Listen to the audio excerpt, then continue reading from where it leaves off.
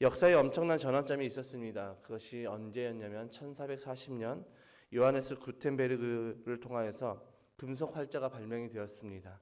이 금속 활자가 발명이 되어서 유럽을 넘어 전 세계를 크게 변화시킬 수 있었던 종교개혁과 계몽운동의 그 발판이 마련이 되었죠. 그리고 이런 엄청난 또 역사의 전환점을 주는 두 번째 발명품이 있었습니다. 그것이 언제냐면 2007년입니다. 1440년에는 금속 활자가 발명되었다면 이 2007년에는 어떤 제품이 발명이 되어서 역사를 뒤집었을까요? 2007년은 스티븐 잡스가 아이폰을 세상에 발표한 시점입니다. 이 스마트폰의 발명은 우리 인류를 완전하게 바꿔버렸습니다. 그리고 지금은 4차 산업시대가 도래하고 있고 이 세상의 속도는 정말 미친 속도감으로 달려가고 있습니다. 그리고 지금 우리가 살고 있는 이 세상은 우리의 시간은 계속해서 쪼들려 가고 있죠. AI가 발명이 되면서 많은 것들을 우리에게 차지하면서 우리의 생활이 많이 편해졌지만 우리는 여전히 바쁜 삶을 살고 있고 우리는 여전히 시간에 쫓겨 살고 있고 그로 인해서 하나님을 바라보고 하나님과 관계를 해야 될 우리 하나님의 백성들이 시간에 쫓겨서 하나님을 바라보지 못하는 그런 일들이 반복되어져 가고 있습니다. 과거 1960년대 공상과학 소설가를 비롯한 정치 이론가까지 이 미래를 내다보는 전 세계의 석학들이 인류가 일하는 시간은 미래에 크게 줄어들 것이라고 예상을 했습니다. 그래서 그때는 무엇이 문제였을까라고 이제 이야기를 하는데 미래가 되면 이제 우리가 살고 있는 지금 이 시점들이 되면은 시간이 너무 많아서 걱정일 것이라고 예상을 했습니다. 그런데 지금 이 시대를 살고 있는 우리에게 시간이 너무 많아서 걱정인 사람은 거의 없지요. 정반대의 상황입니다.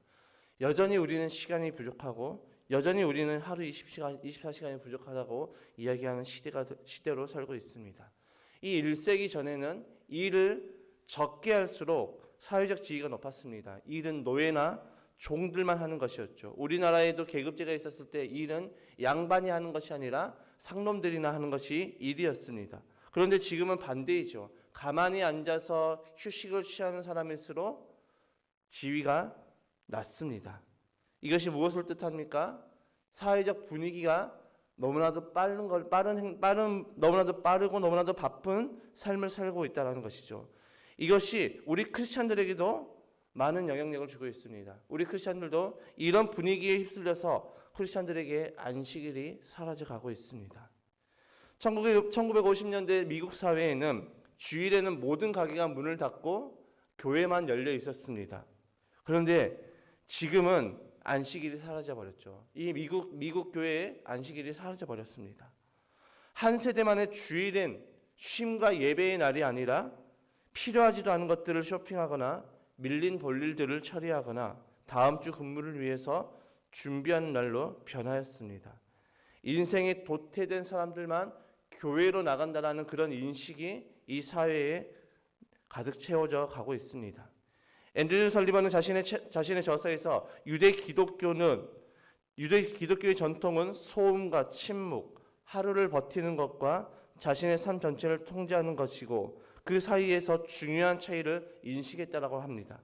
그러나 지난 20년 사이 안식일은 조금의 후회감도 없이 상업적 소음 속으로 흩어져 버렸다라고 기록하고 있습니다. 이것이 무엇을 의미합니까? 우리가 잃어버렸던 건 단순히 우리의 쉬는 날이 아니라 그 이상의 것을 잃어버렸다는 것이죠. 오늘날 우리는 하나님을 향해서 우리의 영혼을 여는 날을 잃어버렸습니다. 하나님을 향해서 우리의 마음을 열고 하나님을 만나러 가는 그 안식일을 잃어버렸다는 것이죠. 이 바쁨의 시대를 살고 있는 우리에게 쉬는 날만 거둬가 버린 것이 아니라 이 바쁨은 결국 하나님을 향한 우리의 마음을 여는 그 날까지도 잃어버리게 했다라는 것입니다. 그리고 그 정점이 바로 아까 제가 말씀드렸던 2007년 이 스티븐 잡스가 아이폰을 세상에 내놓은 그 시기부터 그 모습은 더욱더 급격하게 변화되기 시작했다는 것입니다. 과거 우리는 휴대폰이 없어도 살아가는데 아무 지장이 없었습니다. 그런데 지금은 이 스마트폰이 없으면 일상이 어려워집니다. 과거는 와이파이가 없어도 살아가는데 아무 지장이 없었습니다. 근데 지금은 이 와이파이가 없으면 일상이 어려워집니다. 인터넷이 우리의 주머니로 들어온 순간부터 우리와 하나님과의 관계는 예전 같지가 않습니다. 니콜라스카의 그 생각하지도 않는 사람들이라는 그 책에 이런 대목이 있습니다. 인터넷은 나의 집중하고 숙고하는 능력을 갉아먹는 듯하다. 사실 맞는 것 같습니다. 내가 생각하고 내가 고민하고 내가 숙고하는 그 시간들을 인터넷이 모두 해소를 해줍니다. 최근 연구에 따르면 스마트폰 사용자들은 평균 하루에 2617번을 스마트폰을 만진다고 합니다.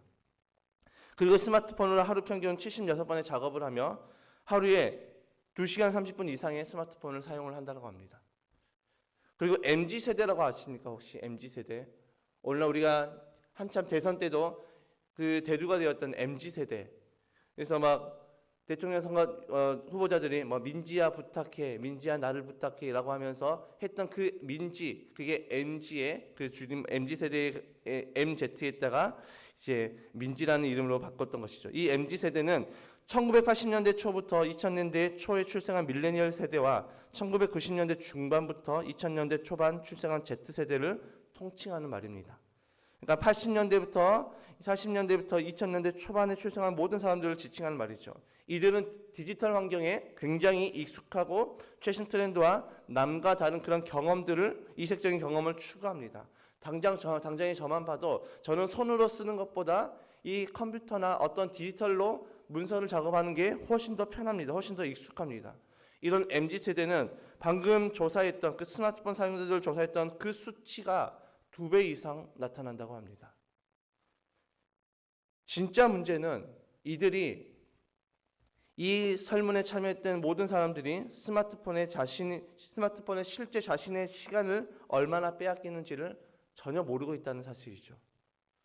슬롯머신은 미국에 있는 어떤 이제 도박장마다 있는 이 슬롯머신은 한 번에 작은 돈을 이용해서 사용하지만 그 연간 수익은 미국의 영화와 야구 산업을 합친 것보다 더 많은 금액을 벌어들인다고 합니다. 왜냐하면 그 작은 금액으로 쓰는 그 행위로 인해서 그 슬롯머신이 주는 중독성이 굉장히 강하기 때문이죠.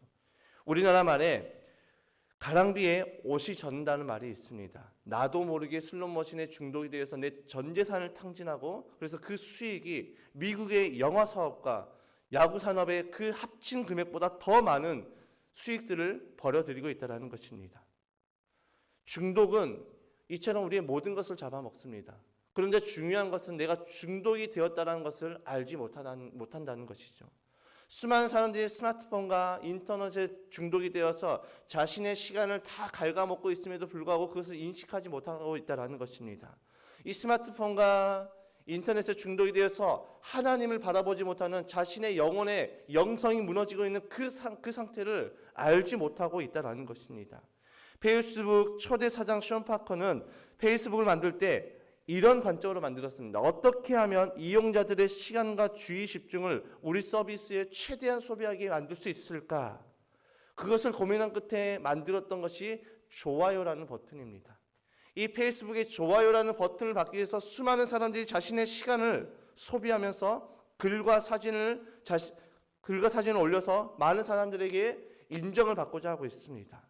지금 이 시대는 우리의 주의력은 산만해졌고 우리는 남들의 그런 관심을 받고 싶어하는 중독, 디지털의 중독, 수많은 중독이 우리의 삶을 주관하고 있고 장악하고 있고 삶의 속도는 너무나도 빠른 속도로 지나가면서 이 바쁨의 시간을 통하여서 우리의 영성이 파괴되고 있습니다. 나와 하나님과의 관계가 예전처럼 나아가는 것이 아니라 우리가 조용히 이 새벽을 깨워서 묵묵히 나가서 하나님 앞에 하나님의 음성을 듣고 하나님께서 우리에게 감동 주신 대로 우리가 순종하며 살아가는 것이 아니라 우리는 여전히 우리의 삶 가운데서 하나님과의 관계는 뒤로 하고 여전히 우리는 스마트폰과 디지털에 빠져서 살아가고 있다는 것입니다. 나를 미치게 하는 그 속도감, 나를 움직이게 하는 그 속도감, 나를 미치게 하고 나를 움직이게 하는 것이 하나님의 말씀이 아니라 이제는 이 바쁨의 속도감이 우리를 움직이고 있다라는 것입니다. 그렇다면 우리에게는 대안이 없을까요? 대안이 있습니다. 성경에 그 대안이 기록되어져 있죠. 여러분, 이 시대에 왜 많은 사람들이 중독에 또 이 바쁨의 속도에 빠져 살고 있을까요? 모든 공통점은 자신의 유익과 곧 성공에 있다라는 것입니다. 세상의 가치는 어떻습니까? 바쁜 사람은 성공한 사람이고 바쁘지 않는 사람은 실패한 사람이라는 인식이 있습니다. 그러니 너도 나도 바쁜 삶을 살아가고 있습니다. 우리 크리스천들도 예외가 아니지요. 나의 열심, 그것은 곧 성공이라는 공식이 우리를 바쁨에 빠져서 하나님을 바라보지 못하게 만들고 있다는 것입니다. 진짜 중요한 것이 있음에도 불구하고 우리는 엉뚱한 곳에 나의 시간을 쏟아붓고 나의 열정을 쏟아붓고 거기에 중독이 되어서 살아가고 있다는 것입니다. 그러니 우리의 영성이 무너지고 있음에도 불구하고 그것을 인식하지 못하고 나의 유익, 나의 성공을 쫓아가면서 살아가고 있다는 것입니다. 수많은 크리스천들이 하나님은 단지 내 삶을 성공시켜줄 그런 부적으로만 생각을 하고, 믿음은 내가 내 인생의 성공을 할 수 있는 그런 하나의 바운더리로만 생각을 하고, 그것은 뒤로 내팽겨치고 자신의 유익, 자신의 성공을 위해서 쫓아가고 있다는 것입니다. 아무리 채우려 해도 채워지지 않은 공허함 때문에, 너무 빠르게 진행되는 그 사회의 속도 때문에 진짜 중요한 것을 놓치며 살아가고 있죠. 그러면 우리는 어떻게 해야 될까요? 이 현대 사회를 살면서, 디지털 시대를 살면서 원시인처럼 모든 디지털 기기를 다 없애고 아날로그의 인생을 살아가야 될까요? 그것은 아닙니다. 그렇게 하자는 것이 아닙니다. 이 디지털 시대가 가져온 장점만을 보는 것이 아니라 우리는 단점도 바라봐야 된다는 것이죠. 그리고 이것이 내 삶에 어떤 영향을 주는지 우리는 늘 점검하며 살아가야 됩니다. 그리고 마지막으로 우리의 집중, 우리의 시선을 다시 하나님께로 향해야 됩니다. 오늘 본문이 그것을 말하고 있죠. 5절의 말씀에 너의 마음을 다하여 주님을 의뢰하고 너의 명철을 의지하지 말아라. 이 말씀이 무엇을 의미하고 있습니까? 나의 생각, 나의 판단, 나의 계산, 나의 가치가 아니라, 나의 능력이 아니라 주님을 의뢰하라. 곧 하나님을 바라보고 믿음으로 하나님을 의지하며 살아가라고 말씀하고 있습니다. 인간의 최대의 착각이 있습니다. 내가 열심히 하면 모든 것이 다 되는 줄 알고 있습니다. 그래서 힘을 빼지 않지요. 신앙생활에서도 마찬가지입니다.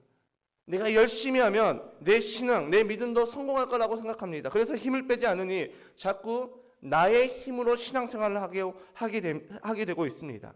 그러나 오늘 본문이 무엇을 말합니까? 주님을 의뢰하라고 말씀하고 있습니다. 너의 주 하나님을 의뢰하고 너는 너의 명철을 의지하지 말아라 라고 말씀하고 있지요. 우리의 인생이 언제부터 시간이 쪼들리고 언제부터 우리가 시간에 쫓겨 살았습니까? 우리가 하나님을 의지하지 아니하고 나의 명철, 나의 능력, 나의 가치, 세속적인 가치관을 쫓아 살아갈 때부터 우리는 시간에 쫓겨 살았습니다. 하나님이 아닌 나의 즐거움을 쫓아갈 때, 하나님이 아닌 나의 성공을 쫓아갈 때 우리는 늘 바쁨의 삶을 살아가면서 우리의 영성은 무너져가고 우리는 하나님과의 관계가 다 깨져가고 있었다는 것입니다. 그런데 중요한 것은, 가장 큰 문제는 스마트폰 사용자들이 실제로 스마트폰에 자신의 시간을 그렇게 빼앗긴다는 것을 모르는 것처럼 우리 수많은 크리스천들이 우리의 영성이 이렇게 무너져 있다는 것을 모른다는 것입니다. 바쁨이 우리의 영성이 무너지고 바쁨이 하나님과의 관계를 다 무너뜨리는 그것을 알지 못하고 우리는 여전히 이 세대에 바쁘게 살아가야지 성공한다는 그것을 믿고 바쁘게 살아가고 있다는 것입니다. 나의 잃어버린 시간을 우리가 찾기 위해서는 우리는 어떻게 해야 될까요? 우리는 다시 주님을 바라보고 주님을 의지해야 됩니다. 내 마음을 다른 것에 빼앗기는 것이 아니라 내 마음이 하나님께로 다시 향해야 됩니다. 지금 이 시대에 하나님 없이도 얼마든지 살아갈 수 있는 시대가 되었습니다.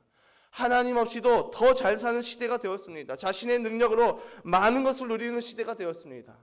능력만 있으면, 자신의 어떤 것만 있으면 돈을 쉽게 벌 수 있는 시대가 되었습니다. 그러니 하나님은 안중에 없는 것이지요. 그런 우리에게 하나님은 분명하게 말씀하십니다. 야, 너의 명철을 의지하지 말고 나를 의지하라고 말씀하고 있습니다. 하나님을 의지하라고 말씀하고 있습니다. 이렇게 하나님을 바라보고 의지한 자에게 어떤 은혜가 임합니까? 6절의 말씀에 네가 하는 모든 일에서 주님을 인정하여라. 그러면 주님께서 네가 가는 길을 곧게 하실 것이다. 여러분, 나의 열심으로 나의 노력으로 내 길이 곧게 펴지는 것이 아니라 내가 주님을 인정하고 내가 하나님을 의뢰할 때, 하나님을 의지할 때 하나님께서 나의 길을 곧게 펴주신다라고 말씀하고 있지요. 나의 명철이 아닌 하나님을 의지하고 하나님을 인정하는 자, 주님께서 우리의 가는 길을 곧게 펴주시고 주님께서 가신 우리가 가는 길을 함께 동행하여 주시고 책임져 주신다라는 것입니다. 우리의 힘으로 살 때는 우리는 늘 바쁩니다. 우리의 힘으로 할 때는 우리는 늘 바쁘고 늘 시간에 쫓겨다닙니다. 신앙생활도 마찬가지죠. 우리의 힘으로 할 때는 즐거움이 없습니다. 우리의 힘으로 할 때는 우리 안에 여유가 없습니다. 신앙생활 하면서 여유가 없으니 늘 공동체 안에서 자꾸 다툼이 일어나고 자꾸 분열이 일어나는 것입니다. 여유가 있어야 되는 것입니다. 우리는 늘 시간에 쪼들리고 있습니다. 그 원인이 무엇입니까? 우리가 하나님을 떠나 있었기 때문입니다. 하나님 외에 다른 것에 우리의 마음을 빼앗겼기 때문입니다. 우리의 시간이 언제부터 쪼들렸습니까? 하나님을 의뢰하지 않고 하나님을 인정하지 않고 내가 주인 되어서 살아갈 때부터 우리의 시간이 쪼들리기 시작했습니다. 이것을 어떻게 회복해야 될까요? 우리는 다시 하나님께로 마음을 돌이키고 주님을 나의 주인으로 모시고, 그래서 성령님께서 내 삶을 통치하도록 내 삶의 주도권을 성령님께 내어드릴 때 우리의 삶에 바쁨이 제거되고 조용히 우리는 하나님을 묵상하게 되는 것입니다. 우리가 하나님을 의뢰할 때 우리의 인생의 시간에 기근이 해결이 됩니다. 내 인생의 기근을 해결하실 분은 나의 어떤 노력이나 나의 어떤 열심이 아니라 내 인생의 기근을 해결하실 분은 하나님밖에 없습니다. 내 인생에, 우리의 인생에 시간의 기근이 찾아왔다면 우리는 다시 하나님께로 돌이켜야 됩니다. 부디 이 시간 예배하는 저와 여러분들은 내가 주인이 아닌 예수님이 내 삶의 주인이 되어서 이제는 시간의 노예가 아니라 시간을 창조하신 하나님의 자녀답게 시간을 다스리는 저와 여러분의 삶이 되시기를 주님의 이름으로 축복합니다. 오늘 이 말씀을 꼭 기억하시기 바랍니다. 너의 명철을 의지하지 말고 너 주 하나님을 의지하라. 그래야 할 때 내가 너의 길을 곧게 하리라. 이 말씀이 오늘의 삶을 살아가는 우리의 원동력과 힘이 되는 그런 삶이 되시기를 주님의 이름으로 축복합니다.